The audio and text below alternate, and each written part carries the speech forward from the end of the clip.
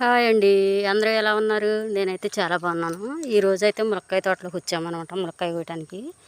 Night ఏమన్నారంటే KG 70 రూపాయలు ఉంది, ఒక 20 కేజీలు కావాలి అన్నారు. సర్లే 70 రూపాయలు ఉంది కదా, మంచి రేటే కదా అని తోటలోకి వచ్చి పొద్దున్నే వచ్చేసామన్నమాట. పొద్దున్నే వచ్చి కోసాము కాయలు, ఒక 50 కేజీల దాకా కోసామన్నమాట. కోసిన తర్వాత షాప్ అతను ఏమని చెప్పాడంటే మళ్ళీ ఫోన్ చేసి, ఏమండి 40 రూపాయలేనంట కేజీ, మీకు నచ్చితే తీసుకురండి లేకపోతే లేదన్నాడు. అసలు ఇప్పుడు మనం ఏం చేయాలండి? కోసిన కాయలు మనం తినలేము, పంచి పెట్టడానికేమో అవ్వదు, ఏం చేయము, తప్పదని ఇంక ఇవే తీసుకెళ్తానికి నిర్ణయించుకున్నారనమాట మా వారు.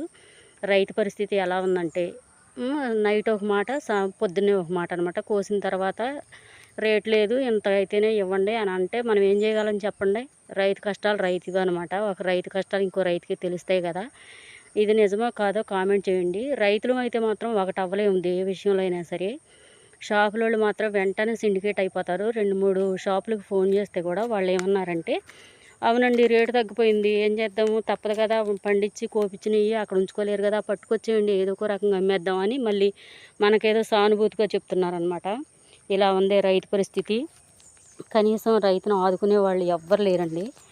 కాకపోతే తప్పదు కదా, ఇంకా మనం ఇదే చేసుకుంటున్నాం అనమాట. తప్పదు, ఏం జరిగిద్దో తర్వాత చూద్దామండి. ఎలా ఉంది, మీకు నచ్చిందా?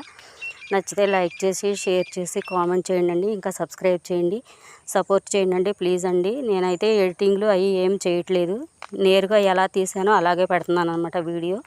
మీరు అందరూ నాకు సపోర్ట్ చేయండి. బాయ్ అండి.